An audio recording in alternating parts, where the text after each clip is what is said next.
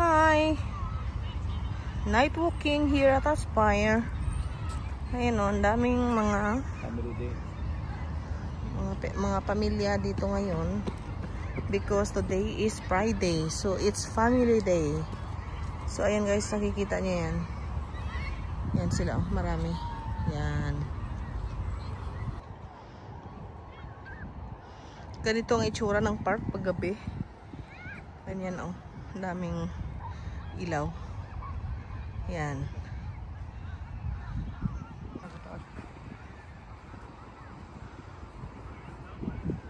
Yung torch.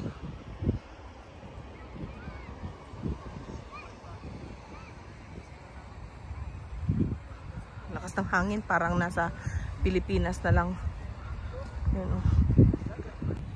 Hello guys, pahinga muna kami. Medyo pagod. Dami yung naglo-walk dito. Ayun sa taas oh. Ayun. Yan, may ano yan doon eh. May mga bike eh. Marami nakaupo. So dito muna kami. Pahinga saglit. Ang oras ngayon is, ano oras dyan? Ha? Ano oras ngayon? 9 PM. So pag Friday, family day dito, walang dilig. So malaya tayong upo dito sa Bermuda. Kasi hindi sila nagdilig ngayon or early sila nagdilig. Kasi ang dilig nila dito ng kanilang mga tanim ng mga puno at saka Bermuda is 2 times a day. Isa sa morning, isa sa gabi dahil family day ngayon, maraming mga pumupunta dito na mamasyal. Nag-ano ng mga bata, naglalaro, hindi sila nagdilig, kaya hindi basa yung Bermuda. So rest muna for a while and then mag-walk ulit kami hanggang sa matapos namin tong buong park. Medyo malawak ito eh. Ngayon medyo nabawas-bawasan na ang hingal ng kunti sa paglalakad. More walking. So ayan guys, nandito kami sa kalagitnaan ng park.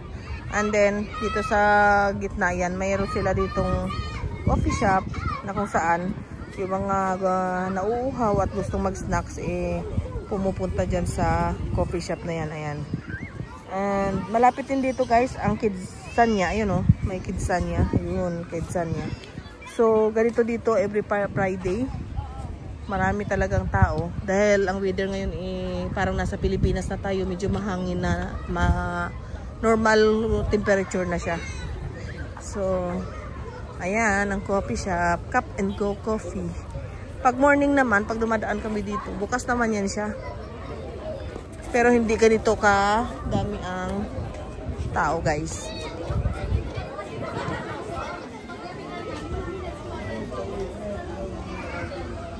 So, marami talagang tao dito. Pag Friday, nakakatuwa lang.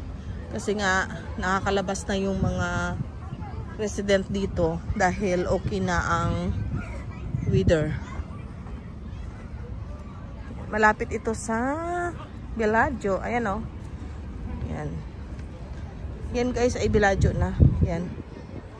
Yung Bellagio Mall na nilalakaran din namin nung time na kasagsagan ng sobrang init. Yan. Kasi kahit ganitong oras noon, nung bagong dating ako dito, napakainit talaga siya. Hindi mo kakayaning magtagal sa labas. Pero ngayon dahil bare months na, malamig na siya. So ayan, ito yung mga parking. Nakapaikot dito sa park guys, ang parking area nila. Saka wala kang masyadong maamoy dito na usok ng mga sasakyan. Kaya dito ko mas pinili na laging mag-walking.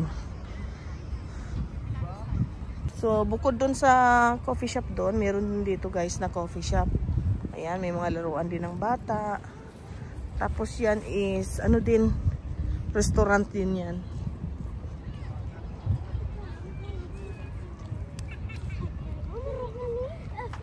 So, ayan. Yun yung lake. Doon yung lake guys doon. Meron din doon yung mga pato-pato na sumasakay. Ewan ko kung may mga sumasakay doon.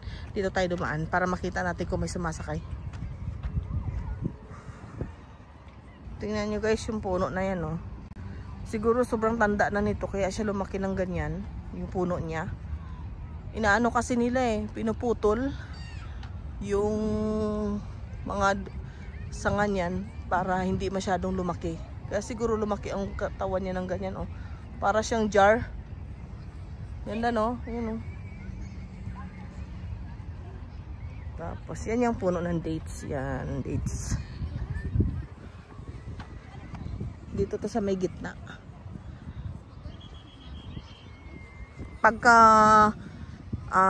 winter na, dito sila nagsiset up guys ng mga ano, ng mga palaruan, mga design nila for ano, ng winter.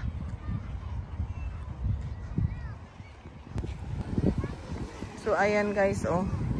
Dati-rati hindi ganito ang kanilang sinasakyan, yung normal lang na katulad sa Baguio na nagapadyak-padyak yung sumasakay. Ngayon di makina na, oh. Ayan, marami silang pato, oh. Hanggang ngayon nandito pa yung mga pato. Ang ganda. Tapos ayan yung iba, oh, nakapark. May kulay pink, dirty white at saka white. Ayan, paalis na yun, oh. May yellow din pa na guys, ayun ang yellow. Ayan.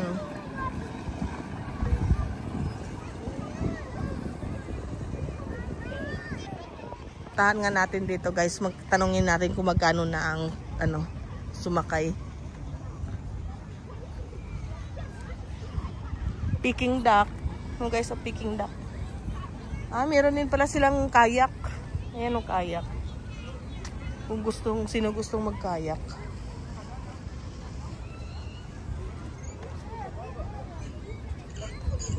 Pink. Brother, how much per ride?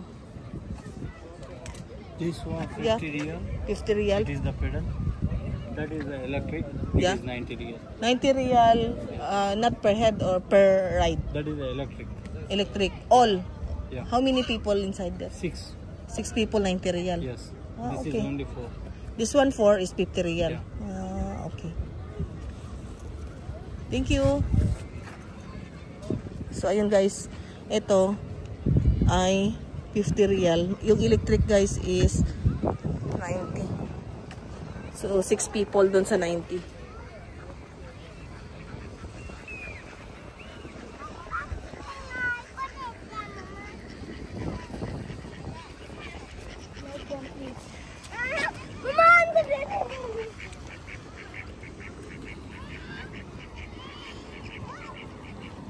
Wow, there's a lot of fish. You know, ano yan? Oh, lapulap. Ay, ano? Karpa. Ang daming isda, oh. Alam niyo po, hindi yan nila kinukuha. Pinapadami lang nila dito ang mga sari-saring isda. Kahit po yung ano, yung mga alaga nila ditong Peking duck, pato, or bibi, yung mga itik, gansa, ay pinaparami lang. Tapos yung mga egg na napupulot, iniipon nila at saka ini-incubate. So ayan, ang daming isda. Ayan. Ito yung last year na pagpunta ko ay tuyo. Ano nila, yung nirenovate.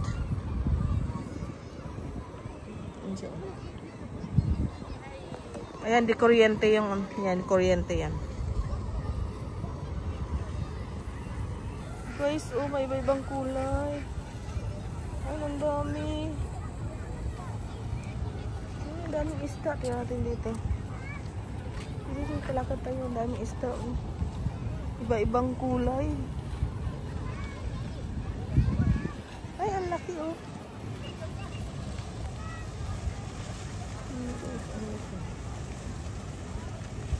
Wow. Siguro nag-ano sila sa liwanag, no? Malapit sila sa... Eh, ang lalaki! Oh! Anong isda kaya yan? Karpa? Ang dami, oh. Lalaki na nila, oh.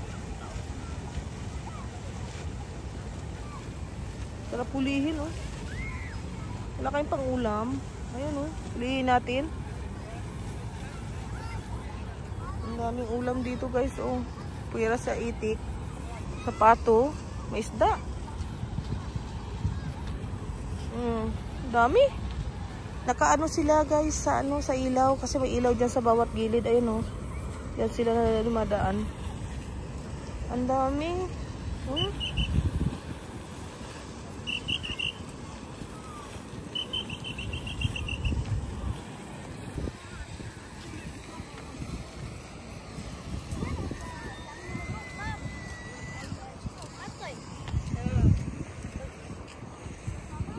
Ano, mayroon silang solar din. Laki ng solar nila. Ay! Parang may patay. Ay, diaper. Kala ko may patay. Kala ko may patay na ano. Diaper na ano. Diaper ng bata.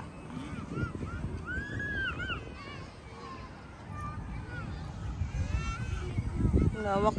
Yan. Pwede magtakbo-takbo yung mga bata dito. Kasi ano to guys, o rubber.